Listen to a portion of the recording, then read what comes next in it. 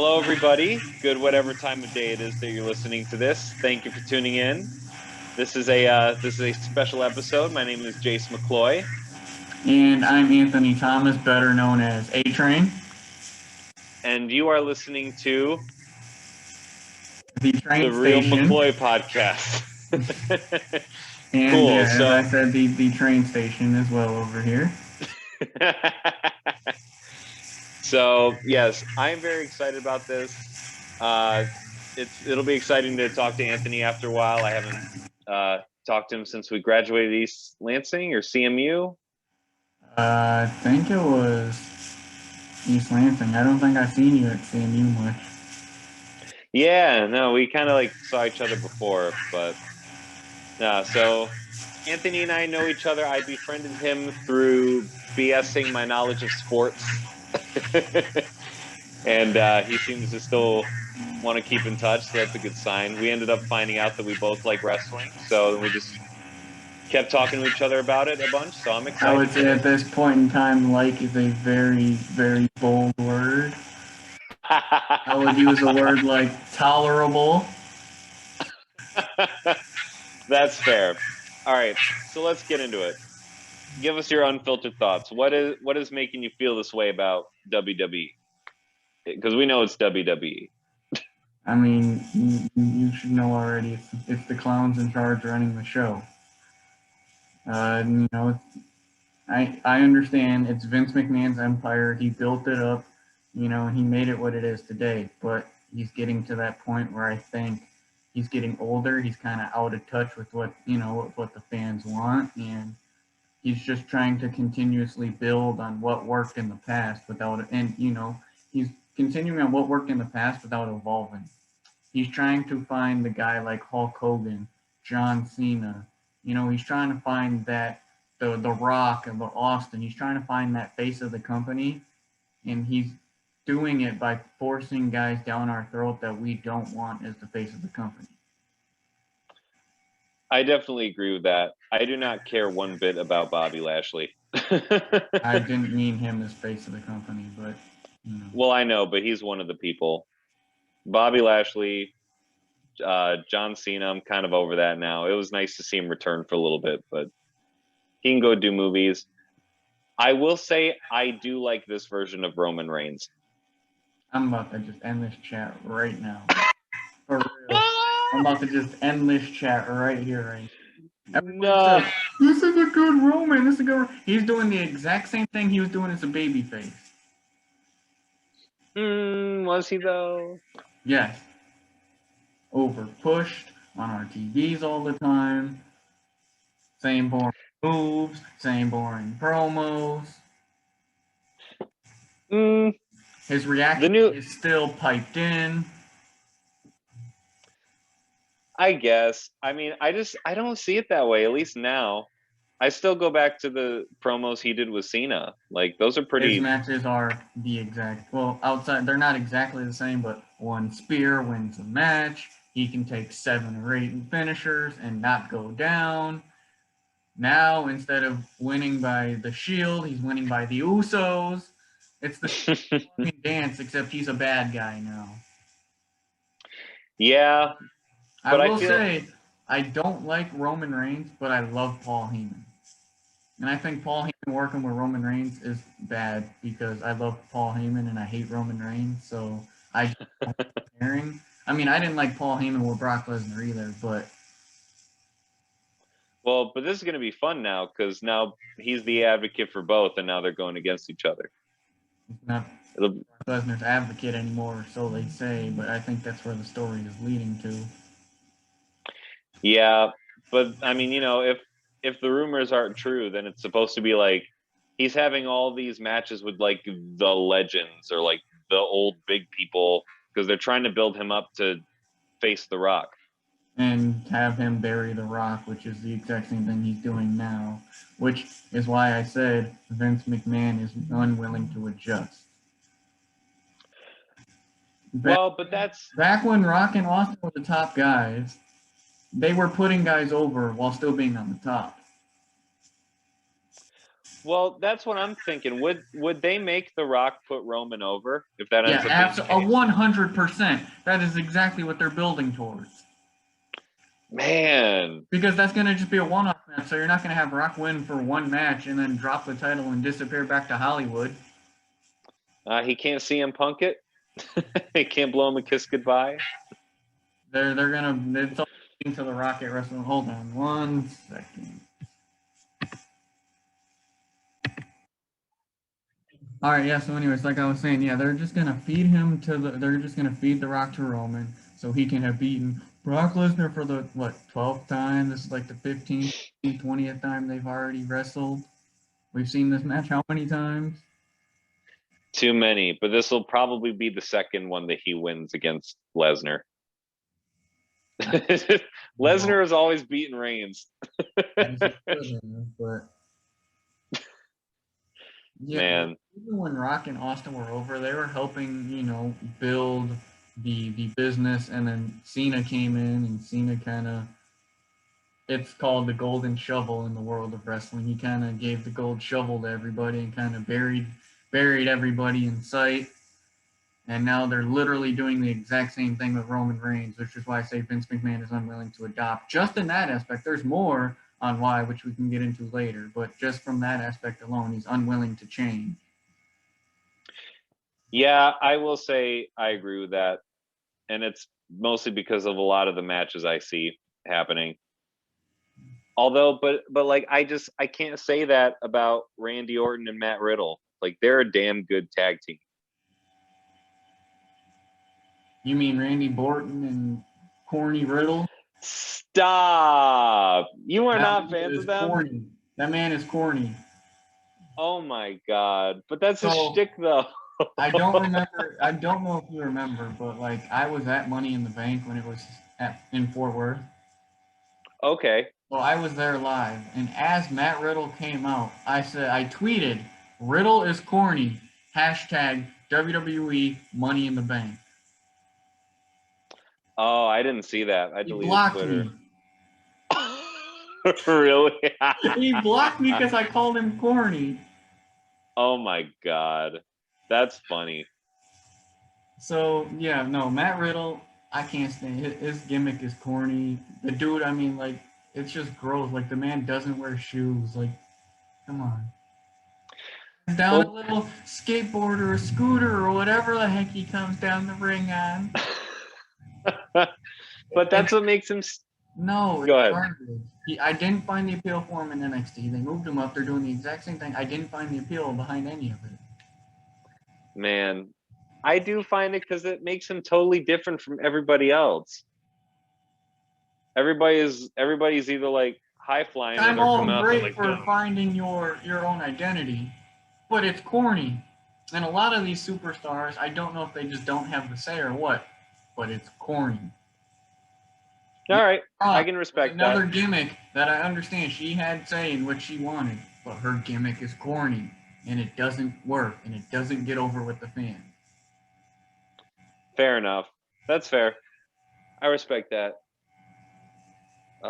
Let's see. What else? What even else is happening? Yeah, I get into this thing where it's like, I'm so like paying attention. I love WWE, and then I fall out of it when it gets like not interesting. Then I come back to it. And then I fall out, and then I come back to it. I could say another reason why I kind of have fallen out of love like I used to be with it is the storylines that Vince McMahon makes. And the yes man that he has, in charge of running the shows.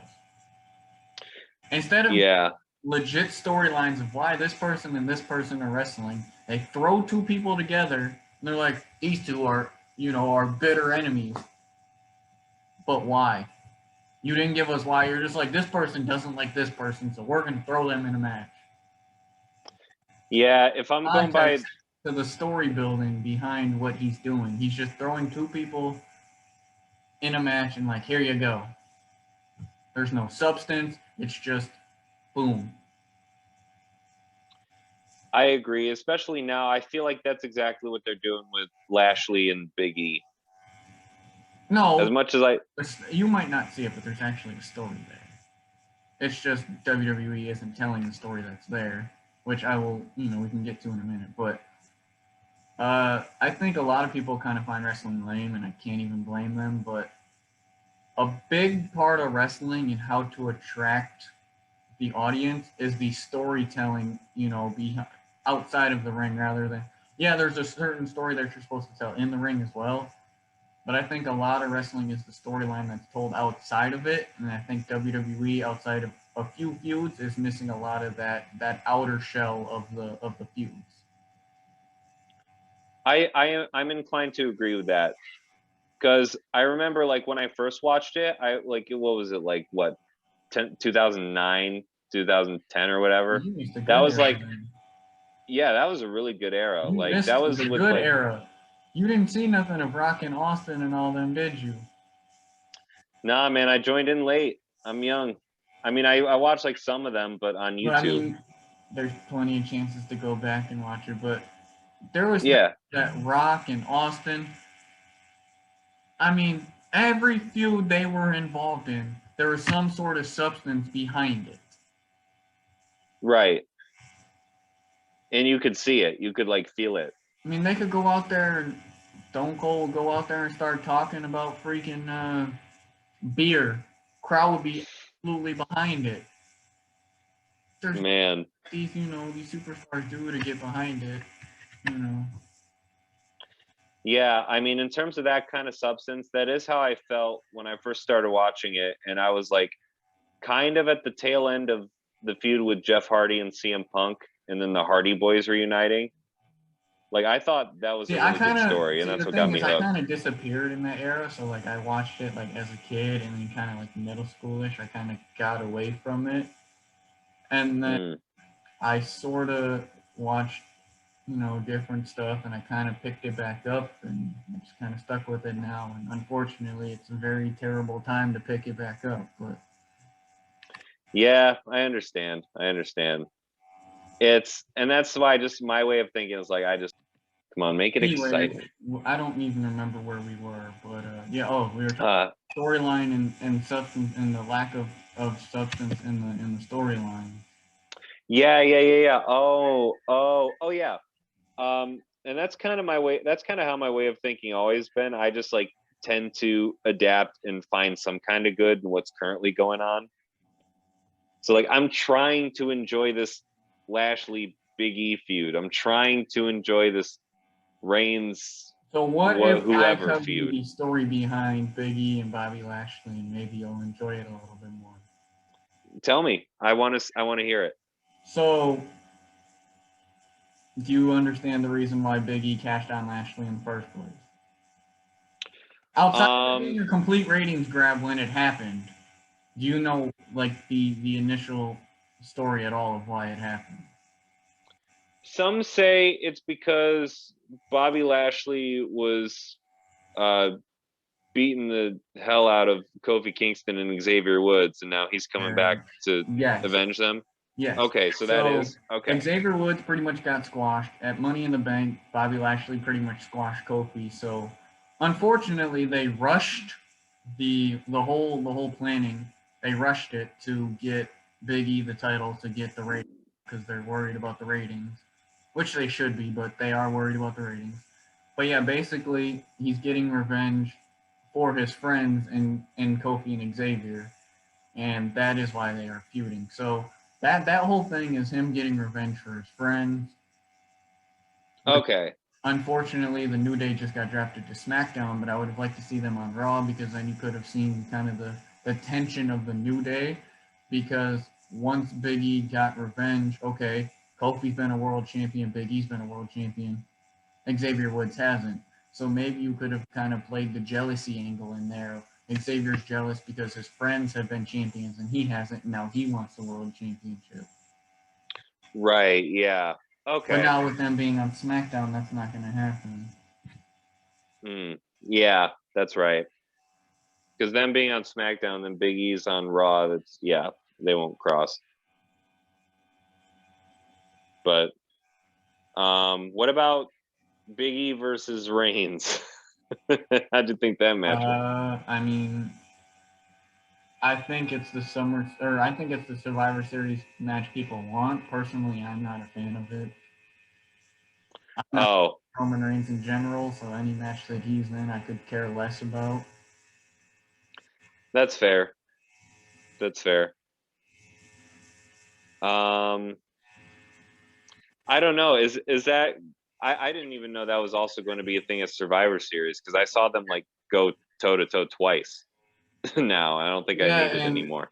when I was talking about the ratings, that is kind of they also kind of rushed that, and they threw Bobby Lashley in there, so they didn't give us Biggie and Roman Reigns, but they threw Bobby Lashley in there. It was nothing but a ratings grab because USA Network is getting very, very, very impatient with the Raw ratings because they refuse to tell good stories, and so in turn, people are turning the channels off. Yeah, I literally there's one point in college I literally thought about changing my degree to creative writing. I talk about that a lot. I wish instead of a journalism minor, I would have went into creative writing. Yeah, same. I mean, I wish it would have been enough because I took one creative writing course. I wish that would have been enough, but Especially as a wrestling fan, I think the more and more I watch, the more and more great storyline ideas I have. And now with so many other promotions having, cable time and having cable, I'm going, it just gives me more and more ideas of, oh, what would I do with this show? What would I do with that show? And it's fun to think about, even though it'll never happen. hit us with some of those storylines. Well, I mean, Do nothing you have any off the top of your head like or that, but like, yeah. So uh just like as I watch and as feuds are happening, it's like when it's like nobody is, why are they fighting? It's just like I don't know why they're fighting. It'd be like, okay, how can I make sense of why these people are fighting? okay, got it. Got it. I catch your drift. Yeah. I mean, what I like to do sometimes is look at the current roster and try to make like some my own story about like who should be fighting, I mean, I guess. everybody thinks that Brock Lesnar and Bobby Lashley is the dream match. I'm not a fan of that match at all, but that's just me. They were both in MMA. The dream match. No, it's really not. Nah. They're gonna have Lesnar bury Uh, any of his opponents what is again. going on here? Y'all stopped the match, and now we're announcing draft picks in the middle of the match. What is going on? Ah, ah. This is what I'm talking about. They have no substance. They just give you stuff, and they don't give a reason behind it. Yeah, this draft pick is crazy. And And what's happening? What was I'm looking at these. hold on, let me. All right. So before that interruption, I don't even know where we were, but if you have anything, oh, we were talking about uh storylines and how we wish we were kind of creative writers. Yeah, yeah. Just because like I just see so much, but I would see so much potential um in a lot of matches, either from the current roster or the past roster. Like I don't know. I sometimes I wish that CM Punk didn't leave when he did. That he was still there when Jeff Hardy came back. That way they could like reignite some kind of feud that they had before. Because honestly, that was a good feud when I started watching it, and then I love the John Cena versus Randy Orton saga. At the time, at the time, at the I time, have at the no time, comment. I have no comment. I saw you with that face. I'm like, God, I'm man, just you're gonna say, I'm tough. gonna just keep my mouth shut. I have no comment for that. You're tough, man. That's No crazy. comment. I like what I like. I'm not a Wapadoo fan either. No, Rome Wapadoo. Roman Wapadoo. Oh my gosh. But no, I mean, okay. I don't care about any judgment I'm going to get for the match I like. Here's another one. What did you think about the Brock Lesnar versus Braun Strowman saga? See, exactly. There you go. Braun Strowman, arguably the worst big man this company's had in the last 7 years. Are you kidding me? Oh Dude was my absolutely garbage. dude, you're not serious. Dude was garbage. Oh, come Pushed him to on. be the next big thing, and he just didn't have it. I disagree. He could have gone to town on those guys. When he was still there, when Omos was there, he And could I have think gone to they're town on Omos. and speaking of Omos, I think they're pushing him to be in that next spot, but they need to keep him with AJ a little bit longer because under AJ's tutelage, he will be very much improved very quickly. And see, that's my thing. I do not like AJ Styles and Omos. I do not like that team.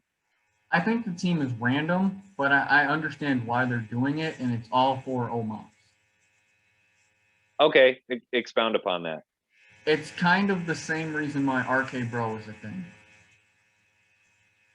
You have the veteran guy getting the younger guy, taking the younger guy under his wing, and getting the younger guy ready to kind of be a single star. Oh, Because if you okay. think about it, AJ isn't meant to be a tag team. He's meant to be a single star. Omos has the look, he's just very, very green in the ring. So under AJ's tutelage, he'll be very green very less quickly. And then when they think that Omos is ready, which they'll pull the plug on too early, I think, they'll have Omos betray AJ. They'll have a one-off, and then he'll go be a single star, and then AJ can go back to being in the main title hunt, which he should be.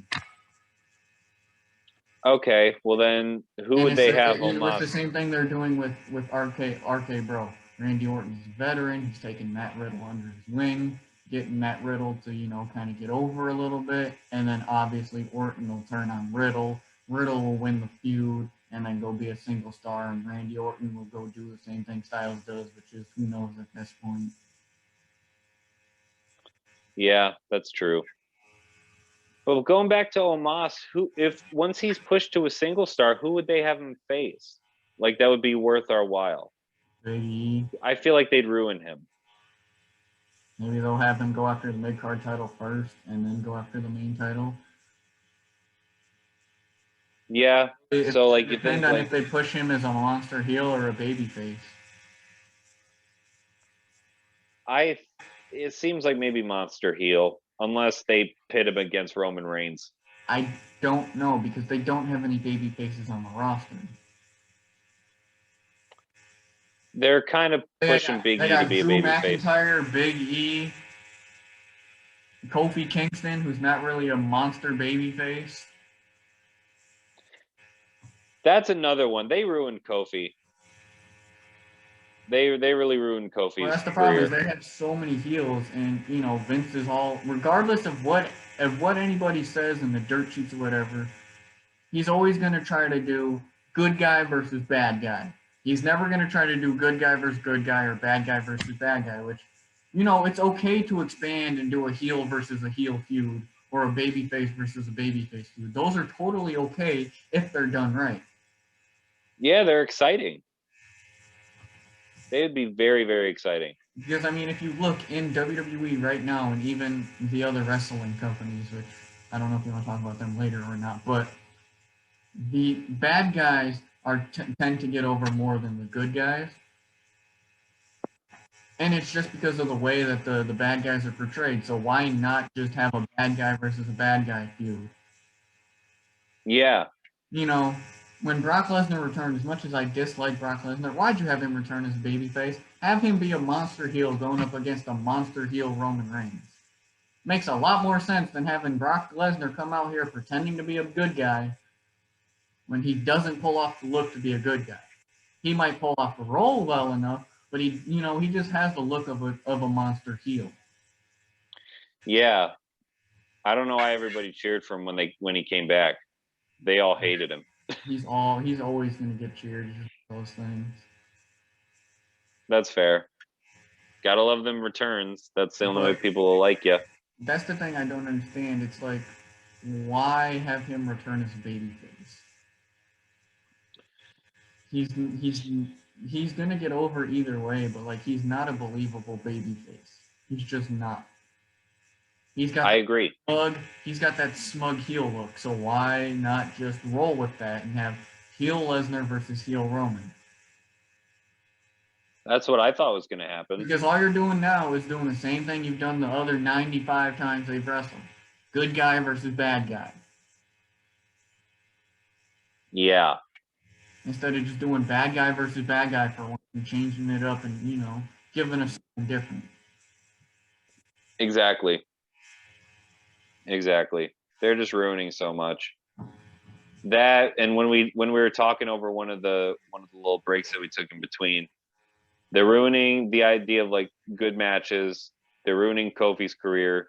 They're ruining Corbin's career. I'm so sick of these gimmicks that they I have him think do. I think the only thing that really got Corbin over, which I'm a big fan of it, was his deep six move. His signature, the deep six. I think that was really like the only thing that got Baron Corbin over, was because it was a move that we really hadn't seen before. So it was like exciting to watch. It wasn't like a super kick or a stunner or something, that everybody else does. It was kind of a Yeah, unique move that nobody else does, and it was like, I like this guy because he's got unique moves. He's got a unique move set that's different from everybody else. right. And I'm for that, but why can't he do that with the lone wolf persona? Yeah, I don't know why they got away from the lone wolf gimmick. I really don't. This feel sorry, and I think what they're doing is they're doing this. You're supposed to feel sorry for Baron Corbin because they need more baby faces on the roster because they refuse to just do heel versus heel. So Yeah, this is Vince, Kevin Dunn, and Bruce Pritchard or whatever his name is. This is their way of being like, yeah, we need more baby faces. Let's turn him babyface. no, he needs to be the lone wolf. That would have been so cool to see the lone wolf versus Braun Strowman. And when you said they were, I don't necessarily think Kofi Kingston's buried. I just think the way they took the title off of him was disrespectful. That, and I think he was taken more seriously under his SOS days. I will say the one Trouble in Paradise. Kofi Kingston is world champion. If you're the world champion of the brand, act like it. Don't come out throwing pancakes and having boxes of bootios everywhere. Nobody's gonna take you Exactly. as a champion. Nobody's gonna take you serious that way. There you go. Champions to have a serious look to them. He should have cut the New Day gimmick off when he was champion. You can always go back to the New Day gimmick, obviously. I mean, they're like one of the most popular stables in the world right now. So Yeah, you can always go back to that. But as world champion, act like a world champion. Don't have pancakes in the WWE title. Throwing pancakes. Everybody's gonna take you as a joke. exactly. Exactly. It's annoying.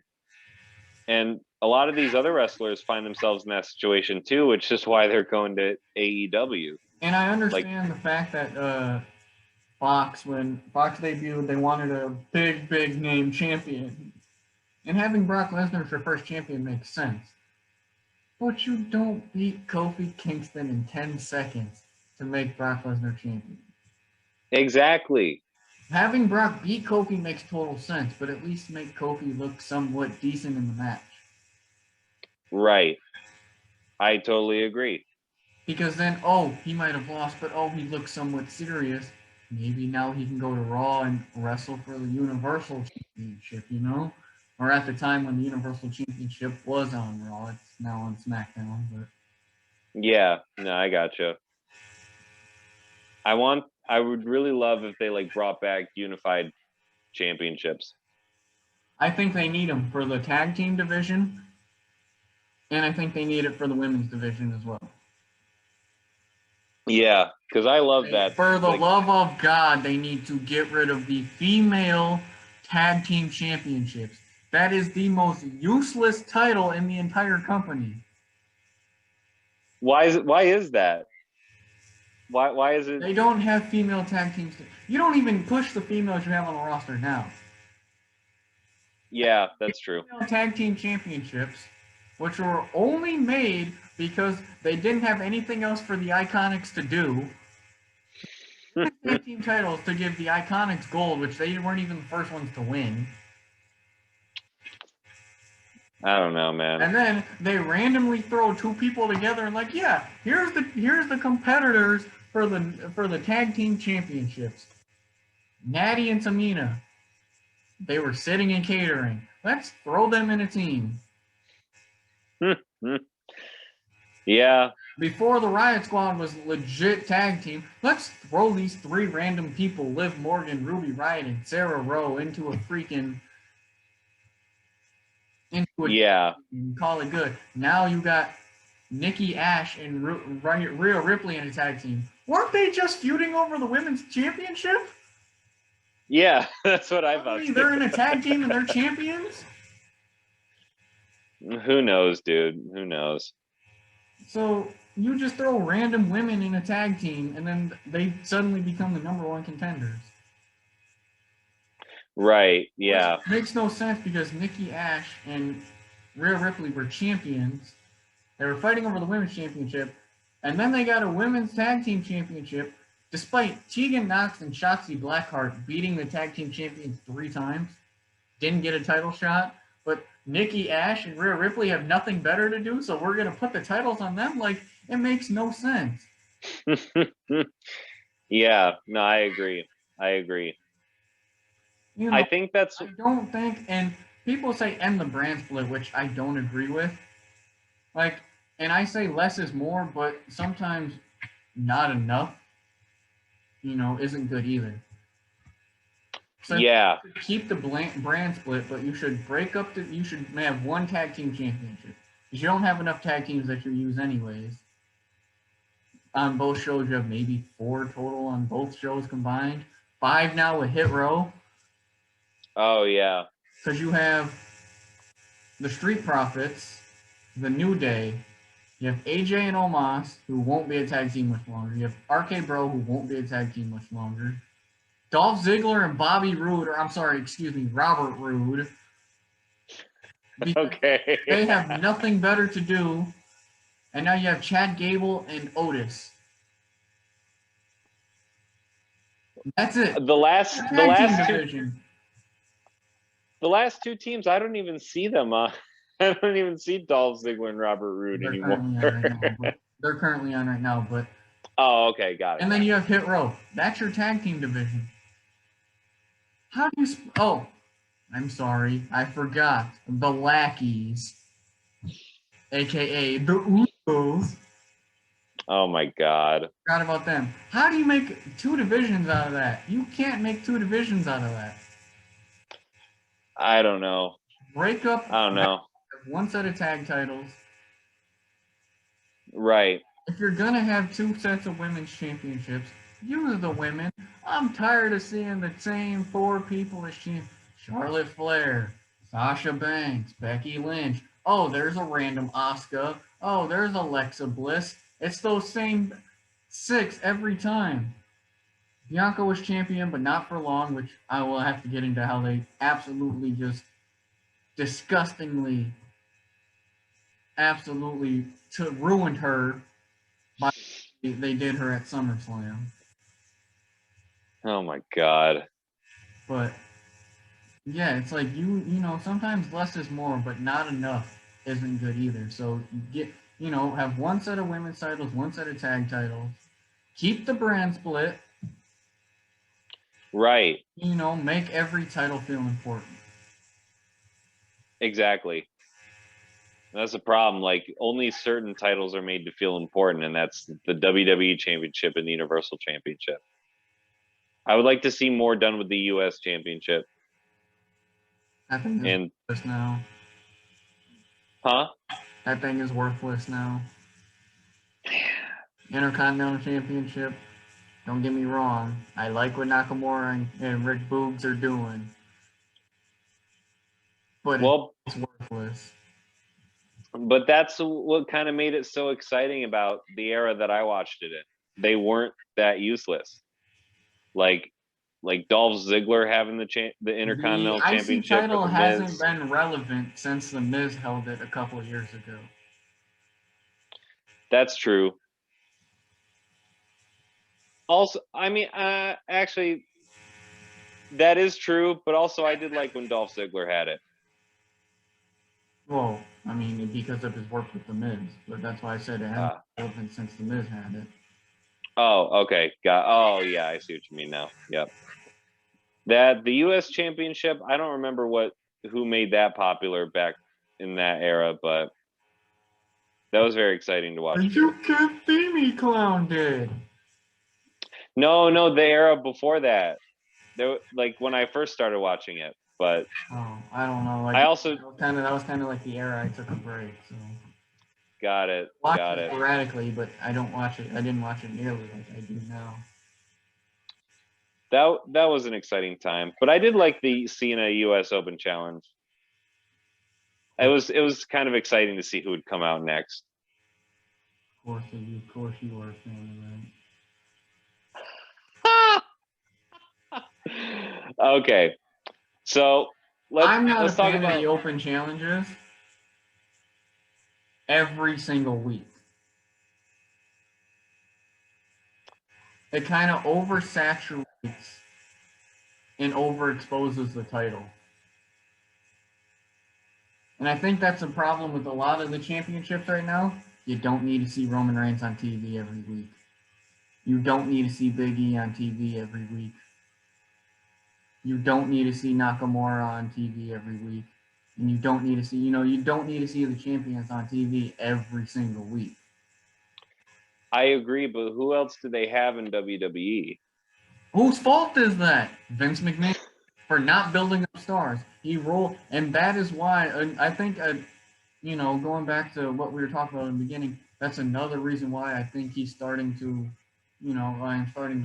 he can't build new stars. He's so focused on the past and unwilling to adapt. Instead of building the new stars that you have, you're bringing back Goldberg, you're bringing back Brock Lesnar, you're bringing back all these guys instead of building what you have. You have a great foundation and a great foundation of talent in your locker room. Build off of that. There's a great talent down in NXT that you haven't even started to try to bring up and, call up. And then when you do call them up from NXT, you bury them. You give them a start, and then they're gone, and they're never to be heard from again. Or they end up in AEW. Yeah. I mean, that's where Kevin Owens is going now, isn't he? The way they're jobbing him out, I would not be surprised. Yeah, I think he's officially set to head over there soon. Because they jobbed him out to Happy Corbin. That's a terrible way to go out. Why is Kevin Owens losing to Happy Corbin? Oh, because his contract expires in a couple of months, and Vince hates people, and so his way of getting back at people who don't automatically re-sign is, let's bury them before he leaves my company. As a thank you for your service. We'll send you a tweet about how we wish you the best in your future endeavors. Good God. Man, no, that's great. No, Kevin Owens needs AEW, or AEW needs him. I disagree, but okay. Well, at least no. Yeah, okay, you're right. Let me rephrase that. I need Kevin Owens in AEW. I don't think he should go there, personally. Why not? Because if they continue to get every guy that has left WWE, then their roster is going to become oversaturated. And then you're just going to continue to have a WWE problem where people get buried because they have so much talent that they can't display all the talent.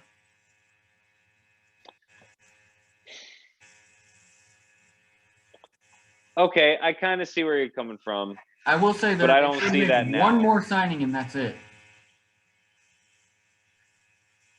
Can it be two? Just because I think Bray Wyatt's going to go over there too. I was just about to mention this guy has the whole world in his hand. The whole wide world. I think Bray Wyatt and the gimmick that don't even get me started on Bray Wyatt actually. Oh, you're not a fan? Not digging No, it? I love Bray Wyatt. I don't like what they did once they released Bray Wyatt. Oh yeah, I don't either. That was a weird gimmick.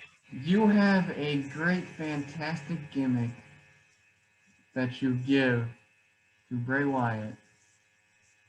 Over the top, always with the fans. You bury the dude every single time. You release him, and then you give his gimmick to Alexa Bliss. That was dumb. And then, what you turned into what was a great gimmick, you turned into a magic show. Nah, with creepy looking dolls and freaking voodoo and all that other crap. Yeah, that all just makes no sense to me. Like, why Alexa Bliss? And why with Randy Orton? You will be happy to know that Jeff Hardy has just been drafted to SmackDown. Okay. Good stuff. Good stuff. I like that. But yeah, I think Bray Wyatt and his creativity, whatever brand that he goes to next, is absolutely going to get a star. I know he's a little bit on the older side, but his creativity alone was going to absolutely help any brand that he goes to. Who? Austin Theory just got drafted to Raw. I don't know who that is.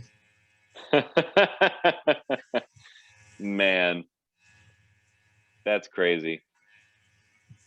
And I'm just going to pause this real quick. All right, for sure. Anyways. Yeah, so where do we leave off? WWE or AEW? We were talking WWE, Bray Wyatt, and all of that. Oh yeah, Bray Wyatt. Yeah, I agree with that. They just need to bring back the Wyatt family, Bray Wyatt. How are you gonna bring back the Wyatt family? No, the Wyatt family version of Bray Wyatt. Like not the Wyatt family. I was like, that's not physically possible. No, I didn't mean that. Luke Harper. Rest in peace, Luke Harper. Yes. Nah, he can't do that. You can't bring him back. Honestly, but I liked his Fiend gimmick. His Fiend gimmick was fantastic. You think so? There was actually every gimmick that Wyatt had was different. The problem is he was treated like nothing but a jobber. Yeah, that was disappointing. And I know that Brock Lesnar beat the Undertaker streak, but I think it should have gone one of two ways. Either CM Punk should have broke the streak, Bray Wyatt should have broke the streak, or you kept the streak at 100% accurate for a WrestleMania streak. Okay. How great would it have been for the old Terror, the old, the Undertaker, the demon, the scary guy Undertaker, to pass the torch to Bray Wyatt at WrestleMania? Here, you're now the new face of fear. And now that builds Bray Wyatt's character into an even more massive, crazy, creepy character. And I might take it a step further and say now Bray Wyatt picks up where that WrestleMania streak left off. We'll never know, but they traded him like a jobber. Yeah. Some of the greatest character work in the company. Bar none. He had some of the greatest work in the company from a character standpoint. I agree. I loved him when he was on. They let him go for budget cuts. Nah, yeah, I did not like that. You released Ruby Riott, Bray Wyatt, Braun Strowman, and the countless other talent, yet you have money to sign Eva Marie. And you have I'm over it. To somehow bring back Goldberg, but you don't have money for Bray Wyatt. But you have money for Eva Marie, who can't. If her and paper bag wrestled, I'd have money on the paper bag to out wrestle her. The writing is on the wall. We know exactly what they're doing. Like, you would think with the time off that Eva Marie had from her first stint in WWE, that she would have trained and she would have attempted to get better. She didn't do any of that. She didn't even care about WWE in the first place. She was just there to build her brand.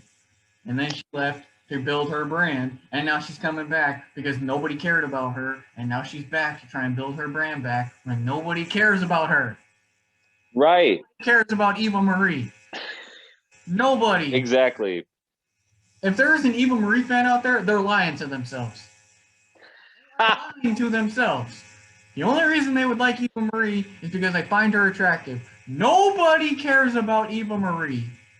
I don't even think Eva Marie's parents like her. Oh, no. From a wrestling standpoint, I don't even think her parents care about her. Dang. She's that bad. That's crazy. She's right there with Kelly Kelly as maybe the worst female performer of all time. And you know, the sad thing, I don't remember much about Kelly Kelly. The only reason Kelly Kelly was over was because Kelly Kelly was a dime. That's the only reason she got over.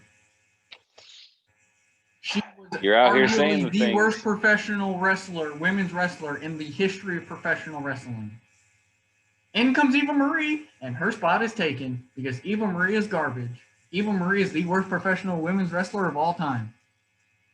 That's not a hot take. That is a fact. Nah, talk that. Let's go through Kelly Kelly matches and find a half-decent match. You look at the Eva Marie archive, it's empty. There is not one decent Eva Marie match. There's at least a decent Kelly match out there. Dang.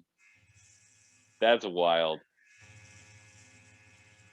So you cut all them people for Eva Marie, and you claim budget cuts. Nah, man. Yeah, no. Budget cuts. It's stupidity. Exactly. Ruby Riott had so much potential. You let her in the tag team division. Didn't even give her and Liv Morgan the tag team titles. Then you break her away from Liv Morgan. Oh, maybe we're finally getting Ruby Riott a singles competitor. No, they have a one-off feud and then they're back as a team. Why are they back as a team? Oh, because they're friends in the first place. Why were they feuding then? Exactly. No, that's nothing better for either woman, so you put them in a feud, and then you teamed them back because, oh, we don't want you guys sitting and catering anymore, so we're going to put you back together as a tag team and then not give you the tag team championships. Yeah, they're screwing up. Easily could have been Raw or SmackDown Women's Champion. Easily should have been. But no, you let her. Yeah. You let Bray Wyatt go. You let Braun Strowman go for Eva Marie. And Goldberg. Bad calls. And Goldberg. Like, bro, get out of here. God, I'm so sick of Goldberg. I'm sick of what they did with him too. They made him job Lesnar. And there's another thing that I want to talk about another recent release, that there was a rumor of what he was going to do in WWE. And that's the exact reason why he left. Who? Goldberg? No. So the most recent AEW signing. Oh. Adam Cole, baby. Oh, yeah, you're right. Do you know what their plans were for him on the main roster? What? They wanted him to be Keith Bearcat Lee manager. That's dumb. First of all, even if he is a manager, that's fine. You know, he's got the mic skills to be able to be a manager. But yeah. Lee? You mean the guy who beat him for the NXT Championship? Yeah, how does that work? So why is he managing a guy that beat him for the NXT Championship? I don't know. That, your best you have for Adam Cole is a manager. The man is 32 years old. He's in the prime of his career. He could be main eventing WrestleMania, and you're like, the best we got is a manager role for you against the guy who beat you for the NXT Championship. Man, yeah, no, that's just... That does not And sit now well that with was me. never specifically, because Adam Cole talked about this, while that was never specifically brought up to him, they were considering changing his name. To what? That is a fact. The fact that Vince McMahon wanted to change Adam Cole's name. You're going to tell me that one of the most over guys in all of wrestling, you wanted to change his name? He was Adam Cole on the Indies. He was Adam Cole for 4 years in NXT. You want him to go to the main roster and change his name? Man.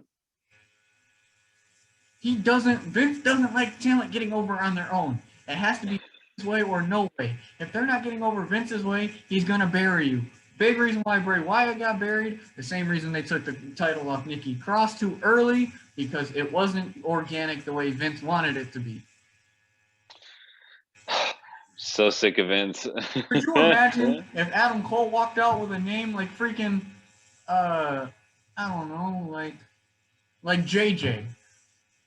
What's he gonna do? JJ, baby? Like, come on. That's some stuff that Vince McMahon would come up with. The sad thing is I see that being a thing.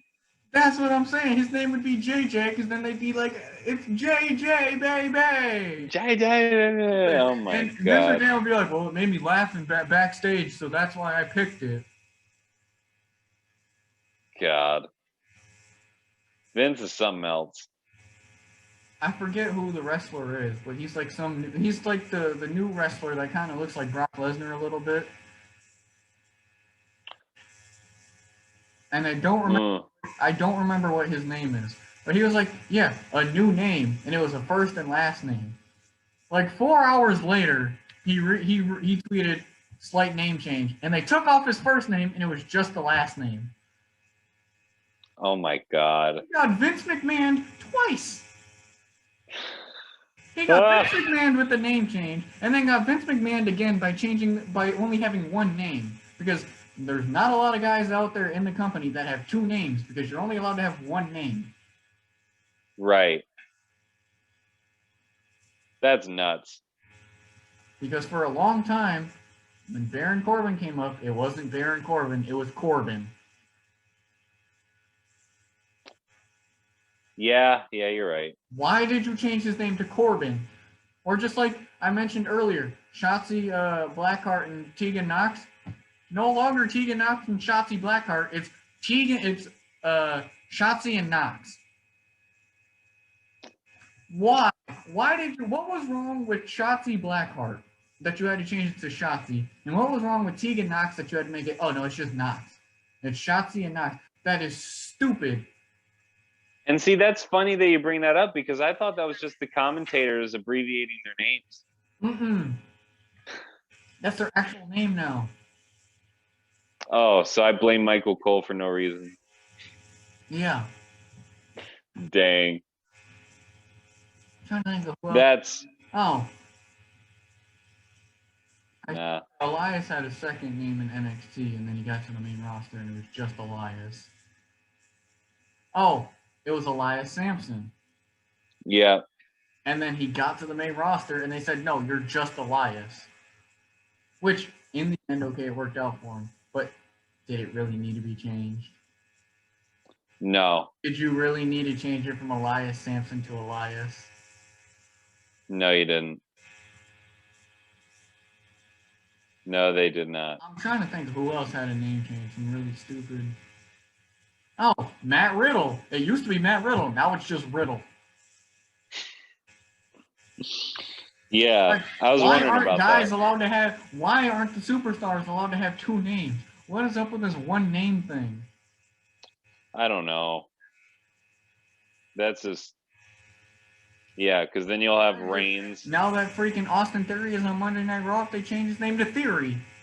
Just making his way to the ring, Theory. I don't like that. I don't like that at all. Or That's just make it Austin. Up. Yeah, he's Austin. God. Like Nikki. Yeah. Name. It was Nikki Cross. Now it's Nikki A.S.H. Not just leave it Nikki Cross. She can still have the superhero gimmick, But her name could just be Nikki Cross. There was nothing wrong with the Nikki Cross name. Nothing at all. Oh, another guy. Alistair Black moves to the main roster. It's not Alistair Black anymore, it's Alistair. Oh, really? I believe it was just Alistair. Don't quote me on that, but I'm pretty sure it was just Alistair. Man. I do not like that. But yeah, it's like, why can't these guys have two names? Yeah, that's crazy. That's crazy stuff. Yeah, I don't know. I don't know what the name deal is. Someone I just thought of that we haven't, while we were talking about names, is Samoa Joe. Where has he been? I was just on a totally different subject. He is injured. God. He's injured because Vince McMahon, who, regardless of what anybody tells you, is now running the show in NXT. It is no longer Triple H's baby. It is now Vince's show. Didn't want Samoa Joe to be champion, so they faked an injury angle so that he could put Tommaso Ciampa as champion because that's the last of Triple H's guys. And then he's gonna have his new shiny toy, Braun Breaker or whatever the heck his name is. Go in there, take the title off Ciampa, and then that's the last slap in the face to Triple H. Like, haha, this is my show now. That's exactly where that's headed. So petty. I forgot Samoa Joe went to NXT. He went back after being fired, and Triple H was like, "Are you retarded, Vince? You're firing this man? God. After everything that he did, you're gonna fire this man." Samoa Joe's another one I want to see in announcer at AEW. WrestleMania. Yeah, he dealt with some injuries, but he was a fill-in announcer at WrestleMania. He was very good in that role. Why not just keep him there? Vince is like, "Nah, we didn't want him." Triple H is like, "Guess what, Vince? You're an idiot. You want to come back to NXT, Joe?" Yeah, that's crazy. No, Samoa Joe's another one I want to see in AEW, and that's the problem. Because I'm thinking of so many other stars. I don't only because of his age. He's getting to the point where he's not really needed anymore. He's kind of at the tail end of his career, which is why I was kind of okay with them taking the title off of him. Okay. Kind of getting to that age where they don't really. He should be putting people over at this point in his career. Or he's being a youngster like AJ and Randy are, and teaming with them and making them the next big star. Yeah. That's what they should be doing. Yeah, I'd agree with that. I would agree with that. But, yeah, so I don't want to see Joe in that company at all. That's fair. One, which I think from what the reports I'm hearing, is they said that Bray Wyatt is on his way to TNA. Why TNA? I don't know. TNA's dead. It gets like a 0.2 rating per week. There's like maybe 2,000 people that watch TNA a week. Yeah. So I don't know why he would go to TNA, but I know I know they do work with other companies. So, I mean, it's a chance that we could see Bray Wyatt like mainstay in TNA, but appear on AEW, kind of like Christian Cage does, kind of like Gallows and Anderson, who are god awful. How they show up in AEW. You probably will see that from Bray Wyatt. Got it. Okay. So I know we're coming up with things to talk about on this episode. So like what was the toxicity of wrestling fans? Let's get into that. I got it. Yes. If you're a wrestling fan, stay off Twitter. They are the biggest, most sensitive crybaby people on that app. You cannot say anything without somebody complaining about an opinion over scripted television. Man, it's I sent out a tweet yesterday, before the WWE draft, which is happening tonight, that said, where would you like to see Roman go? Or who would you like to see get drafted first? I said, send Roman Reigns to Raw or the retirement home. And somebody was like, shut up. I said, I wasn't even talking to you. I said, if I wanted your opinion, I would have asked for it. They're like, you said send Roman to the retirement home. I said, yeah, because nobody wants him on I don't want him on my TV. It's a pretty easy concept to grasp. And they just went on and on. But it's like anytime you say anything negative, your inbox is flooded with, that's not true, blah, blah, blah, blah. Yeah. They are, and they're dumb too. Like, you can't just be like, if you're like, I don't like John Cena because his gimmick is stupid. Well, John Cena's the face of the company. That's not what I was saying. I was saying I don't like John Cena for this reason. Yeah, exactly. There's legit reasons why you don't like somebody, and they'll be like, well, you're wrong. How am I wrong? There's a reason I don't like him. This is why I don't like this person. I'm not wrong. It's just my opinion on why I don't like them. Wrestling fans are stupid. Or it'll be the most awful, awful show. Like, it'll be just a random Monday night. It'll be god-awful. And they'll be like, I found this show enjoyable. Well, what about the show was enjoyable? Well, I just watched the show and I found it enjoyable. What was good about it? I don't know. I just enjoyed it. No, wrestling fans do not argue with logic. They argue with feeling. Yes, that is right. So, you know, personally, I don't like Roman Reigns because I think his gimmick is stupid. I think he's overpushed. I don't think he's that great in the ring, and he's not good on the mic. That's why I don't like Reigns. Somebody will be like, well, I think he's great on the mic. I don't. That's why I don't like him. Well, you're wrong. No, I just don't like him for those reasons. Exactly. You know, what happened to respectfully disagreeing? And there is no and I think stands, and it's very bad. Stands have absolutely killed, and I think social media has killed the atmosphere of professional wrestling because kayfabe is dead because of social media, and those who try to who try to keep kayfabe alive on like Twitter and stuff, they get called jerks, they get called mean, because if they're a bad guy and they're continuing to be a bad guy on social media, then, you know, they're mean. Like, kayfabe is dead. You have to act a certain way on social media. Mm-hmm. And then, you know,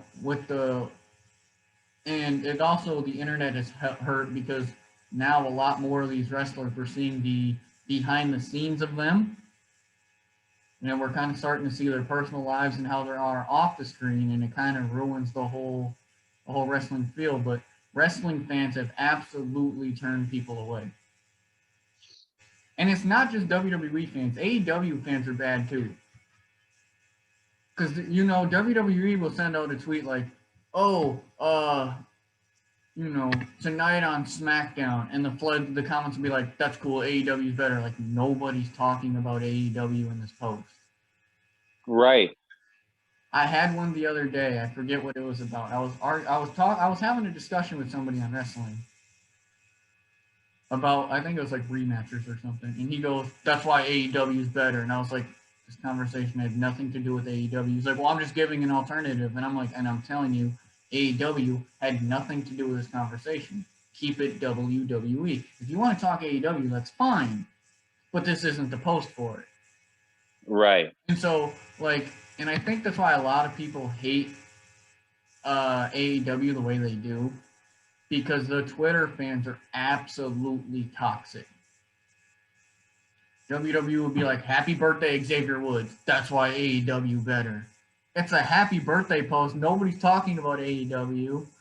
Right. Yeah. Like, honestly, I think Twitter's just like I toxic said, this overall. is all wrestling fans, but AEW fans are toxic in that way. WWE fans are just toxic because if you talk, and you can't talk bad about their favorites at all. You say something terrible about Alexa Bliss, there's going to be 200 Alexa Bliss fans in your mentions. Don't you dare say that about Alexa Bliss. Don't you dare say Sasha Banks. Don't say that about Roman Reigns. That's like anything on Twitter. Twitter's just toxic like that. It is a scripted television show. It is meant to be enjoyed. You can have playful disagreements, or you can have, discussions about it, but it's not that serious.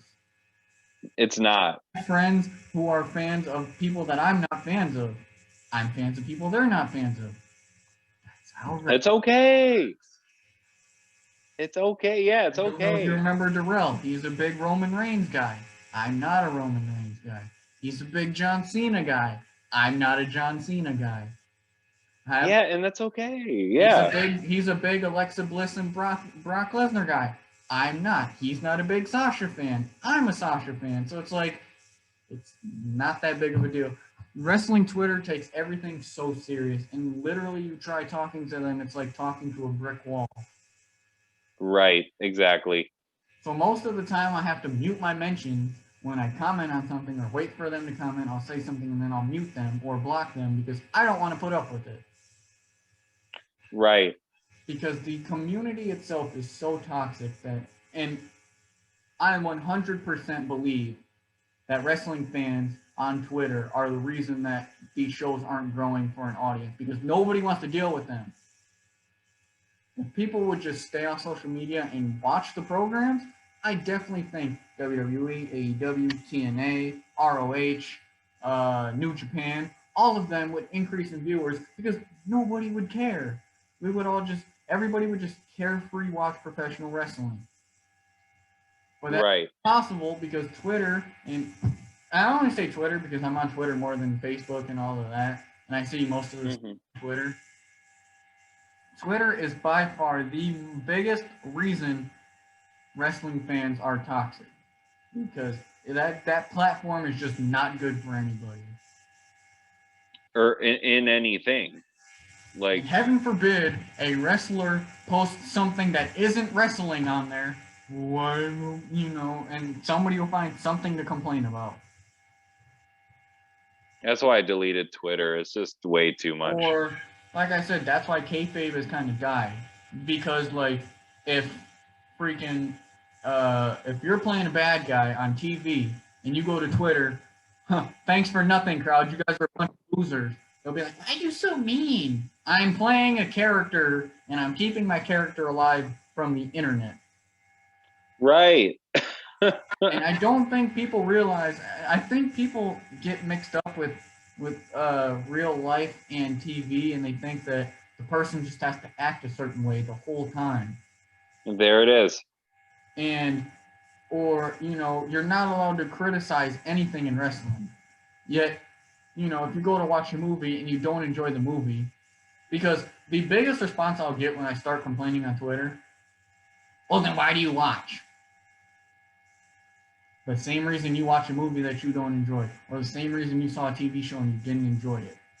The same reason you do anything and you didn't enjoy it. You want the product that you're watching and investing in to get better. So you're putting out or venting your feelings to the program in hopes that they see it and that they get better. I want this to get better, so I'm going to talk about it. I don't say, man, you hate, I don't know, a new movie out. The new Space Jam movie. I don't like LeBron, so I haven't seen it because I don't like LeBron. But it's like, I'm not going to watch the movie, complain about it, and then complain about you complaining about something else. Exactly. I don't like what I'm watching. I'm going to complain about it. I'm not going to just stop watching to stop watching. You don't stop watching the movie that you're an hour and a half into, even though it's a terrible movie. You want to see what happens at the end. Exactly. Wrestling is a little different. It's on weekly. I want to see if their show last week was better, or this week is better than last week's show. Yeah, I totally agree. They're like, just stop watching. Stop being in my mentions and mind your business. If I wanted to hear you talk and I wanted your opinion, that said, hey guys, do you think I should stop watching wrestling because I don't enjoy what I'm seeing? I would ask you for your opinion. Exactly. Or the best one is, wrestling's fake, right? It's scripted, just like that movie you watch, or just like that other TV show that you watch. It's scripted. Yes. But my favorite comeback to when people are like, then why watch? I said, okay, well, next time you go to a restaurant, your food is bad. Why send it back? It's the same argument. Why are you complaining about the bad food? If the food tastes bad, you're going to send it back. That's complaining. True. If I didn't like something that I just watched, I'm going to say I didn't like it. I didn't enjoy what I just watched. Yeah. People are As like, you should. no, it isn't. If you're eating spaghetti and you don't like the spaghetti, you're going to send it back. Yeah, they will. Anything wrong with it, it might just taste off to you. Somebody might not have found anything wrong with this wrestling match, but I found an issue with it, and I'm going to address that issue. And that, I think, is the biggest reason why they're toxic. It's just there's no opinion involved. It's all feeling. All feeling. You're not allowed to say anything negative without people saying, well, just stop watching or stop caring so much. You're not allowed to do anything on the app without somebody getting upset. Exactly. It's pointless. It really is. And those are the people that are like the comebacks of like, wrestling is fake, right? It's like deep down they think it's real. Yeah. On Twitter, those are my two favorite people. The people that tell me that it's fake and to stop watching. Those are my two favorite people because I have the greatest comebacks for them ever. It's fake. So is that movie you watched with your girlfriend last night. There you go. Just stop watching. Okay. Next time you go to a restaurant and order food and you don't like it, don't send it back. Yeah. You're just complaining. Exactly. Food tastes bad. Oh, your food's cold? Too bad, eat it anyways. That's what you're telling me. That is basically what they're telling me. You don't like it, so you're going to just have to continue to, you're just going to have to shut up and enjoy it. Yeah. Okay. It's stupid. Cold. Shut up and enjoy your food. Oh, it's all stupid. Too bad. Shut up and finish watching it. It's the same concept. They're so hypocritical and they're so toxic. It's ridiculous. I agree. It's terrible. And it's crazy because I used to think that Ariana Grande stans were the worst people on Twitter. Because her fan base on Twitter is absolutely god-awful. Oh my God. Wrestling fans have exceeded those expectations by about 10 miles. They are the scum of Twitter. That says a lot. They are the absolute scum of Twitter. There are a bunch of that really that make you enjoy the product for what it is. And the problem is WWE is the ones who listen to those people. Shut up and enjoy it. Oh, okay. Vince McMahon. Somebody on Twitter said they got to shut up and enjoy it, so we're going to give it to them again next week. God. We don't want it. We don't. So yeah, we don't want to see MVP sideline. With wrestling fans, the social media on, especially Twitter, is the most toxic place to be. If you are just completely stay off social media, just watch and enjoy professional wrestling, period, and you'll be much better off. Because otherwise, you're gonna get on Twitter and it's gonna be, this guy is better than this guy because I said so, and there's no changing my mind. You have to like this person because I said so. WWE is better than AEW because I'm a WWE fan and I said so. Or AEW is better because I enjoy AEW better than WWE. Can we not enjoy both? Is that not a possibility to just enjoy professional wrestling? I agree. Secretly, deep down, I hope. Everything right now, and it's both companies' fault. They're comparing each other. They're comparing themselves to each other instead of just focusing on themselves, worrying about professional wrestling. Yeah. And the fans most certainly do not help. Twitter fans, oh, he said something about AEW. He said something about WWE. Well, okay. I do secretly want that brand war to go down. Like maybe I think crossovers it's- like I think it's WCW and stupid. WWE. I think it's honestly stupid. No, you don't mess with the brand wars. I think it's stupid in the fact that neither show is good enough to hit 2 million viewers right now.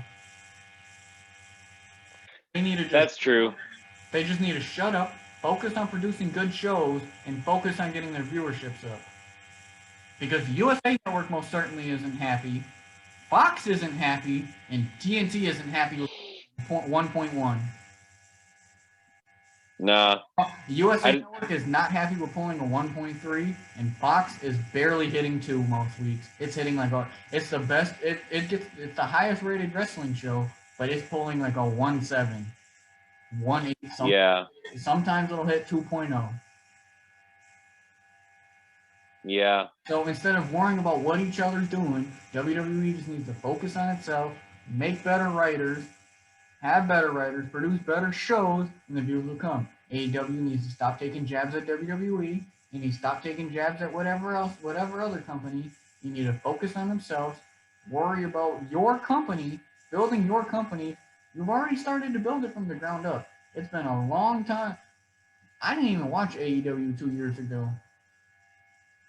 Neither did I. I didn't even know about it until recently. From the ground up. It's gaining viewers slowly. Now focus on yourself, because the more you worry about WWE, closer Vince will be to buying you out and shutting you down. Yeah. Which will suck, because I still want to see CM Punk wrestle. Watched Dynamite 2 weeks ago? Hmm? Did you not watch Dynamite 2 weeks ago? Oh, I did. That was a good match. I mean, like... I want to see CM Punk wrestle. He wrestled 2 matches. Well, I mean, I meant like wrestle like more people outside of the people he's wrestling. I don't. I think the nostalgia's worn off. He's got to go. He doesn't anymore. 7. He is not Edge. Edge was gone for 10 years and comes back and looks like a whole new person. CM Punk does not have it anymore. Oof. CM Punk does not have it anymore. I am a big fan of CM Punk. I watched that pay-per-view with Darby Allin. That was not a good match. People were hyping up that match. It was not a good match. Wow. Man, that's... Nostalgia wore off. Once that first pop hit, that was it for CM Punk. That's brutal. First pop when Chicago hit is one of the loudest pops in a long, long time, and that was it. That was it. So the CM Punk nostalgia is gone. He is just another guy.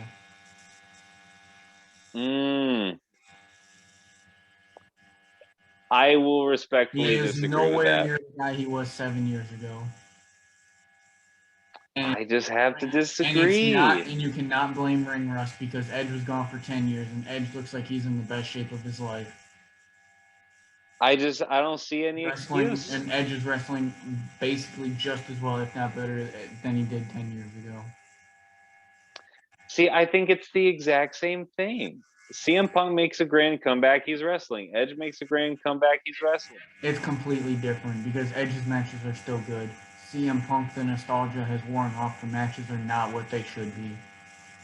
For a guy of CM Punk's caliber, the matches are not what they should be.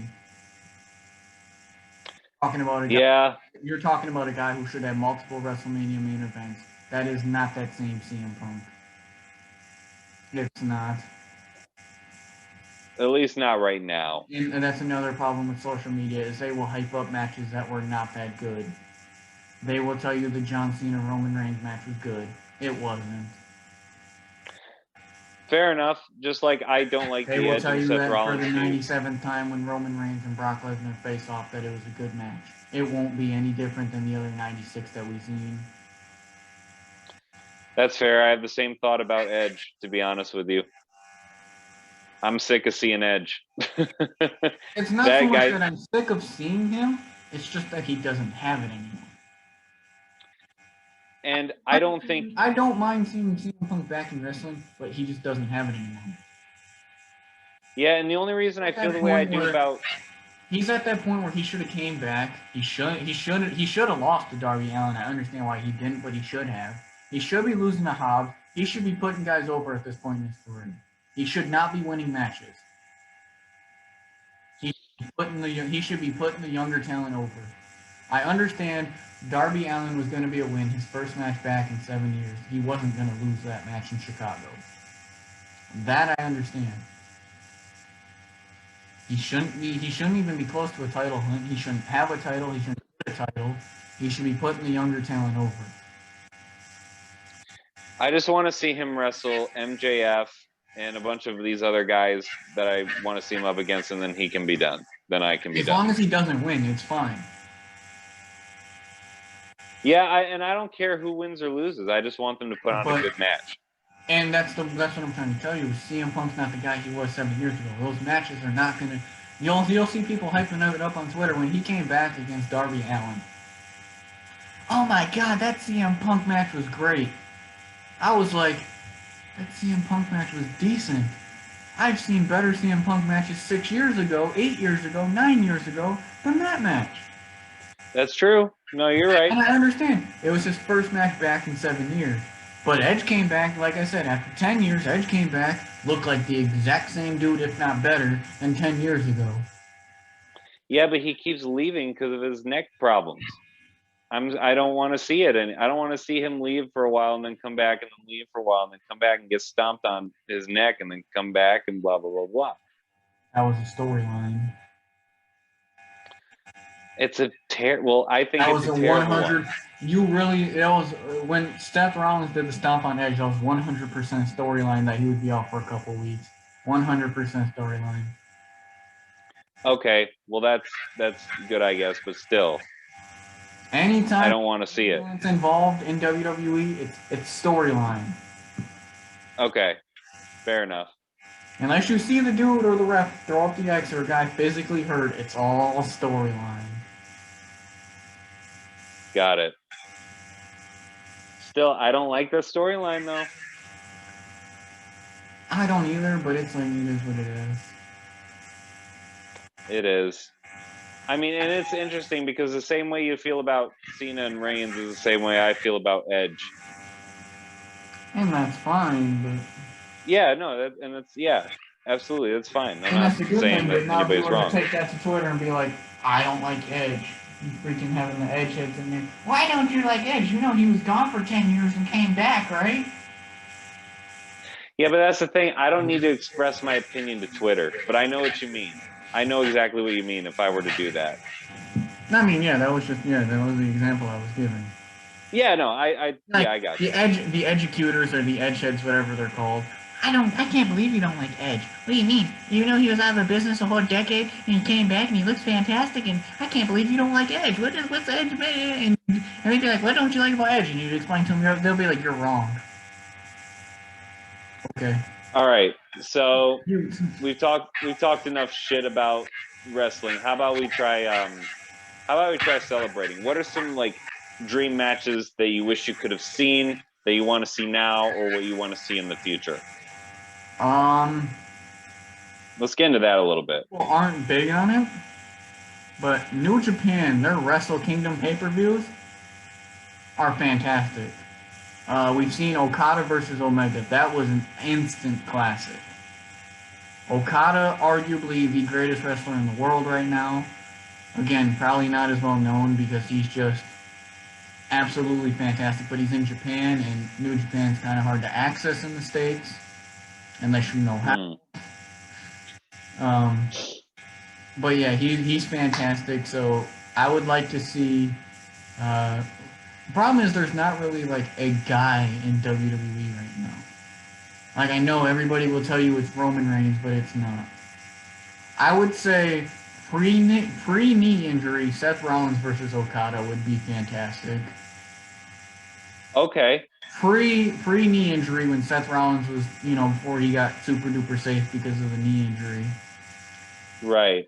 So yeah, when he was doing the buckle bomb and all. Yeah. I would say pre-injury Seth Rollins versus Okada would be a good one. Omega versus Rollins would be a great one. I'd love to see, I don't know if it ever actually happened, but I'd love to see an Okada, Omega, AJ Styles triple threat. Okay. Now we're talking. Obviously a dream match, AJ Styles versus Shawn Michaels. Yeah. Arguably the two greatest wrestlers to ever lace up a pair of boots. Argue with your sister, I don't care. That's my opinion. Those two, that's an obvious dream match because they wrestle very similar styles. They're very good. AJ Styles can put on a 5-star match with a broomstick. Again, argue with your sister, I don't care. I agree with that.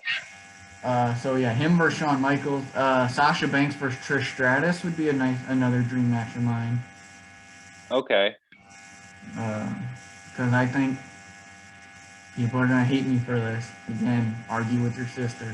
Sasha Banks is currently the best professional wrestler of this era. And Trish Stratus is the GOAT. Sorry, current day wrestling fans, it's not Sasha Banks. She's not the GOAT. She doesn't come close. It's Trish Stratus. There you go. So Trish Stratus, the old GOAT versus the current best. I know people will probably say it's Charlotte Flair or that Sasha's overrated. I don't care. Let's see, another dream match. I think we've seen it already. No, actually, that's not a dream match of mine, but for some people it might be. You would probably like this. It's not my dream match, but I'm going to throw it out there. Daniel Bryan versus CM Punk. Don't know if we've ever gotten that before. What? Oh, wow, you're right. No, they teamed up, but I don't think we ever got that. I don't know if we've gotten that before, but I think people would want to see that. I like that one a lot. I love both of them.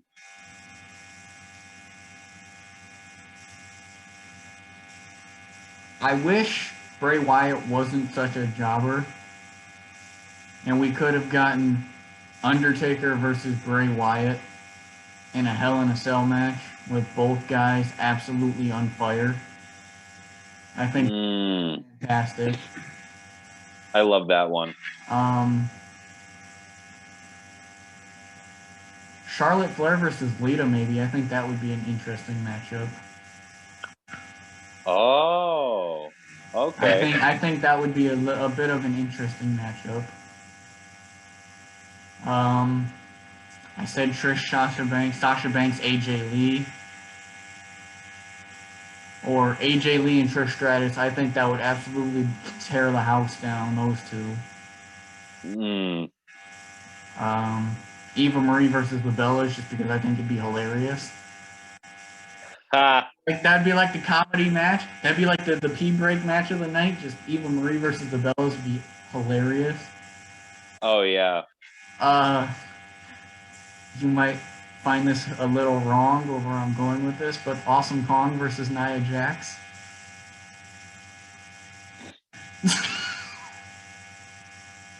Yeah, I'm kind of wrong for that one, but oh my god. That's crazy. Who was it? Oh, here's another one. Michelle McCool and Layla versus the Beautiful People. Oh. Do you remember the Beautiful People from TNA? I don't know. This guy and Angelina Love. I never watched much TNA. The Beautiful People versus Michelle McCool and Layla. I think that would be a fantastic women's tag team match. Okay, interesting. I'm trying to think of some more that I would like to see. They already ruined it. They gave me Liv Morgan versus Carmella. They already ruined that for me. I would have loved that be for something. Right. Currently, I'd like to see Adam Cole turn on Omega and we get Cole versus Omega. Okay. I'd like to see Liv Morgan versus Sasha Banks. I would like to see... See, it's hard because there's not really... I don't really enjoy like any particular guy in WWE right now. Yeah. The Usos, but them being lackeys, I'm kind of done with them. So, them being Roman lackeys, I'm not okay with. Kevin Owens is okay, but I pretty much think...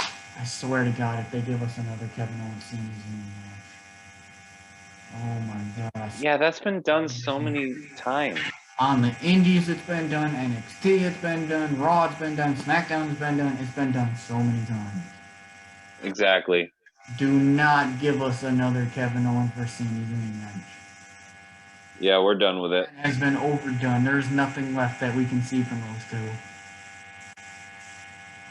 I don't know. See, I wish Kevin Owens was still in NXT when Bobby Roode was there. Okay. I loved to see Kevin Owens versus Bobby Roode for the NXT Championship. Okay. Because Bobby Roode was so over in NXT. So to see a guy like Kevin Owens come in and then beat him would have been fantastic.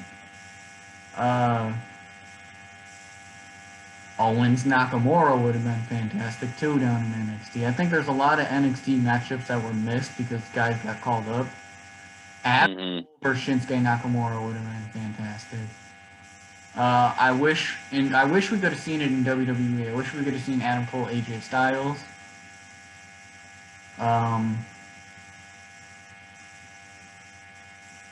Before they ruined Keith Lee, I would like to see Keith Lee go up. I would have loved to see Keith Lee go up against Bray Wyatt. Wow. NXT Keith Lee was great, and him going up against Bray Wyatt, that would have been something. Man, that would have been crazy.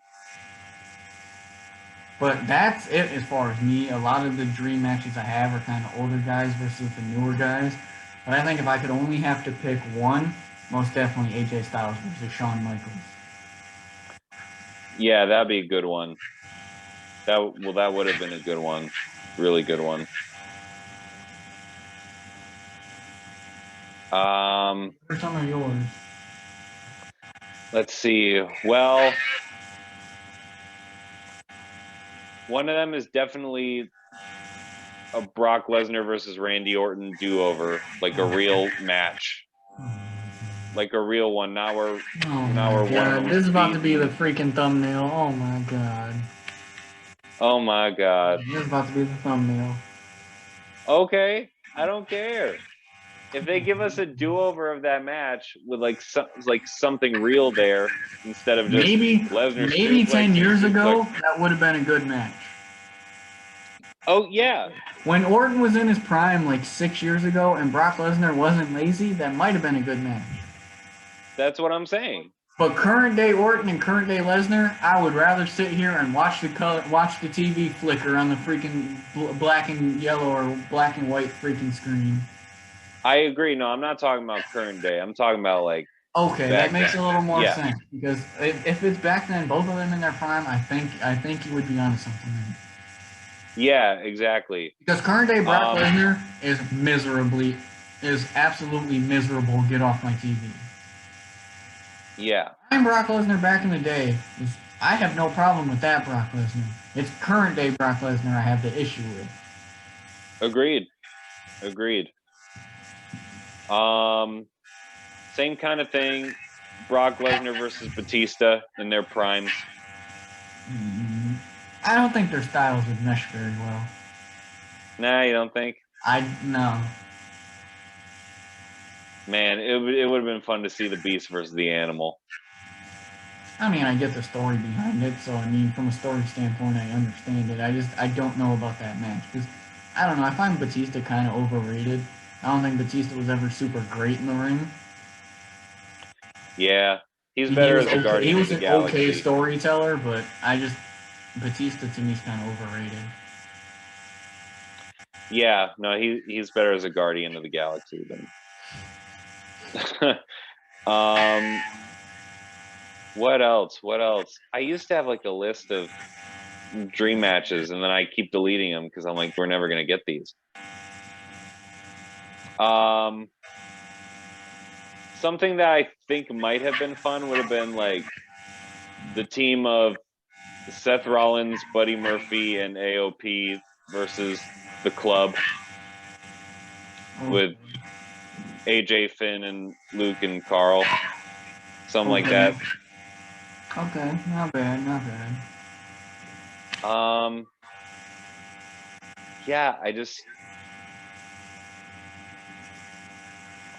don't know. Those are some of the big ones that I think about.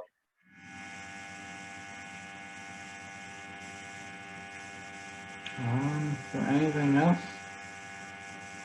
I'm trying to think if there are any ones that I don't want to miss. Oh,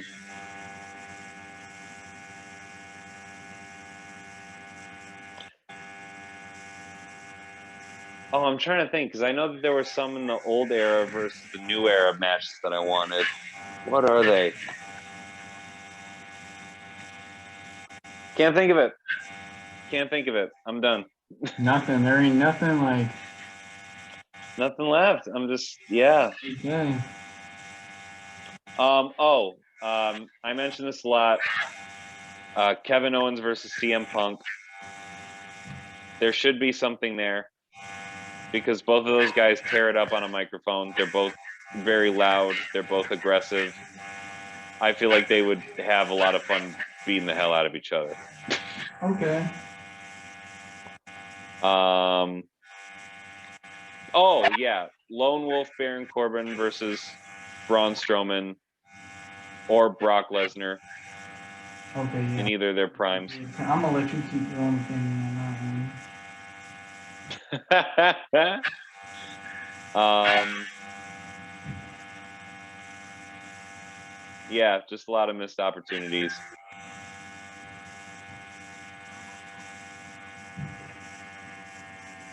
Oh, I'm talking about back then, kind of their primes, John Morrison versus Shawn Michaels. Again, I always found John Morrison highly overrated. Interesting. His best work was in the Netflix series Lucha Underground. That was his best work. Okay, that's interesting. I respect that. And I don't opinion. even find him that great in Lucha Underground, and the fact that that's his best work says a lot. Yeah, that's fair.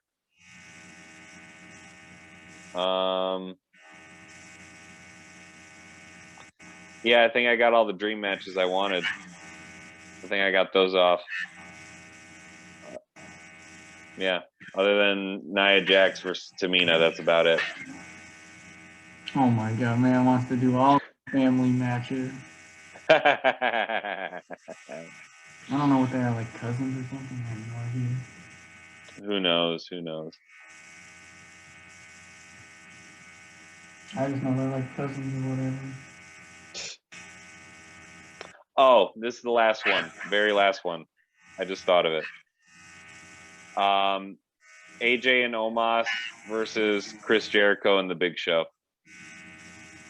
When they were like tag teams. I could understand AJ and Chris Jericho. But again, Omos, right now, Omos way too green in the ring. That's fair. And Big Show, not really that great of a big man, if we're being honest. That's fair. But I was kind of thinking of I understand. I see. That's why I like talking, because I can talk and we can have a respectful conversation. Like, of course. To me, Omos way too green in the ring as of right now, which is why I said they need to keep him with Styles for a bit longer. Big Show just really not that great of a big man. If you're talking about now, I agree. But no, like look at his work throughout his career. He wasn't that great of a big man. I'm trying to visualize it. There's nothing that's super fantastic that stands out about the Big Show. Outside of his babyface heel turn, babyface heel turn, babyface heel turn 100 times a year. Yeah. I don't know. I guess I just put them together because that's Jericho is what AJ and Omos kind of remind me of right now. It's a small dude and a big dude kind of hodgepodge. I have another one people aren't gonna like. Oh, hit us with it. Young Bucks versus the Usos. People are not gonna like that one. Why? Because people hate the Young Bucks. Oh my god. That would have been something. And I only say that because I know people do not like the Young Bucks. God. I personally enjoy the Young Bucks, but I know a lot of people don't like the Young Bucks. Yeah, I don't know about the Young But Bucks. them versus the Usos, oh my God, let the super kick party begin. Part of me was also thinking the Street Profits versus Crime Time when Shad was with us. Ain't got nothing to do with I cannot imagine why you would want that to happen. Well, you didn't mess with Crime Time? I loved Crime Time, but the fact that you said the Street Profits right along with Crime Time. Oh, yeah, because they're like different caliber, you'd say? No. Then, Listen to yourself again. The Street Profits versus Crime Time. yeah, the name appeal. It's the name appeal for me. Just so happens that you want the two tag teams that are black and have these ghetto-like gimmicks to go head to head with one another, huh? Okay, we're editing this out. We're editing that out. Okay, you got a point. You got a point. I take that one back. Am I wrong? Not Because You're what's the not Street entirely. Profits gimmick? They want the smoke. Okay. What's the Crime Time's profit? Or what's the Crime Time? Money, money, yeah. They rob you, they steal. That was their gimmick. I thought it was they wanted the smoke too. The Street Profits, red Solo cups. What is that a reference to? Oh. Yeah, edit that one out.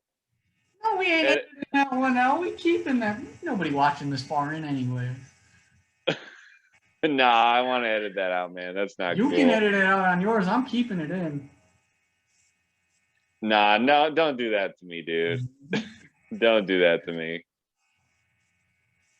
Do not. They'll watch that far in. I'm good. They'll watch that far in. No, they won't. My average duration is like a minute and a half. Nah, I don't want to risk it, man. They'll watch it.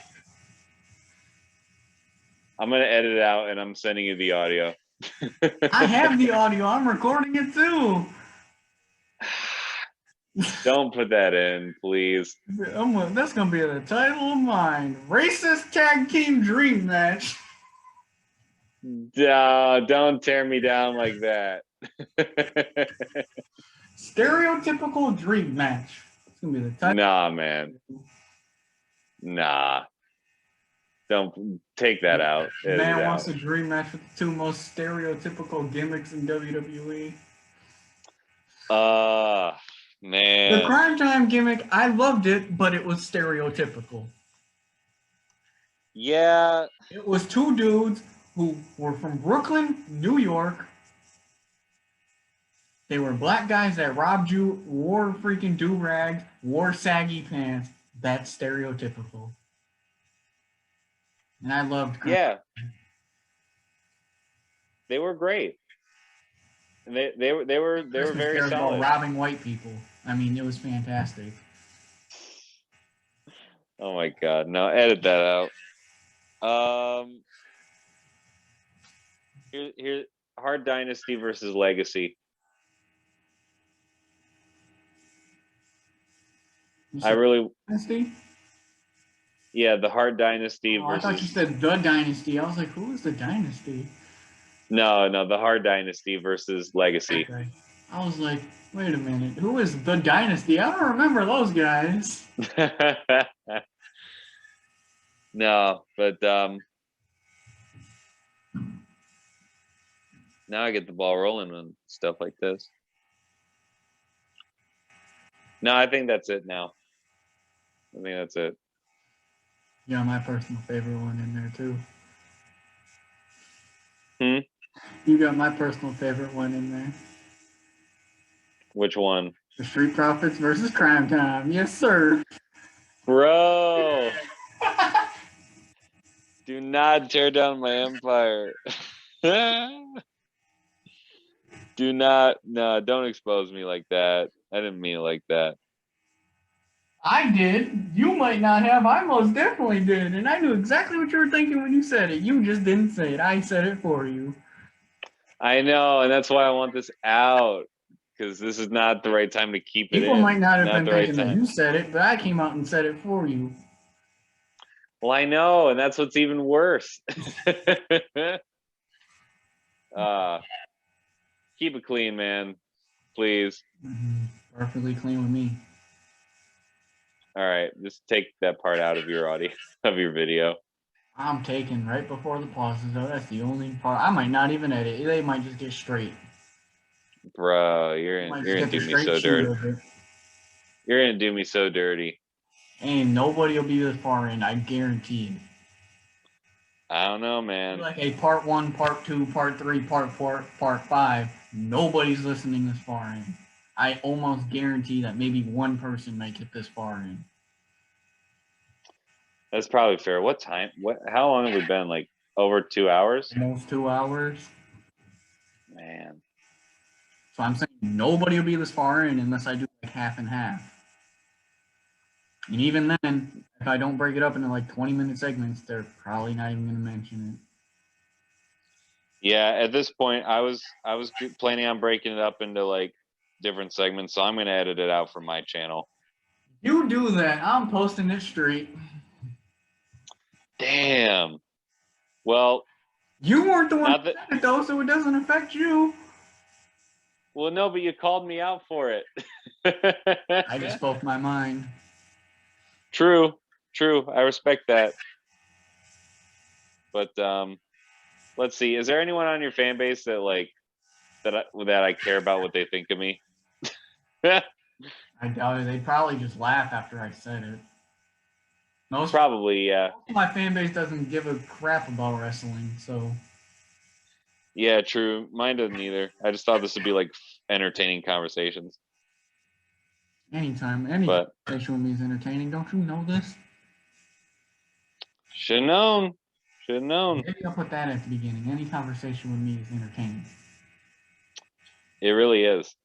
But I'm also not searching that far in the video because I hate editing, and I'm not hiring an editor at this point in time. So.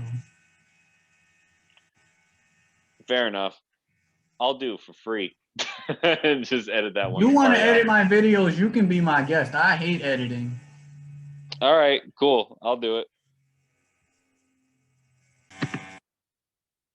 Anyways, if any of you have gotten this far in the video, which I doubt you have, this has been another episode, a crossover episode. I'm A-Train.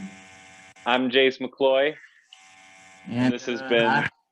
I'll catch you on the next episode. Yes, this has been The Real McCloy and The Train Station. Catch both of us next time. Peace.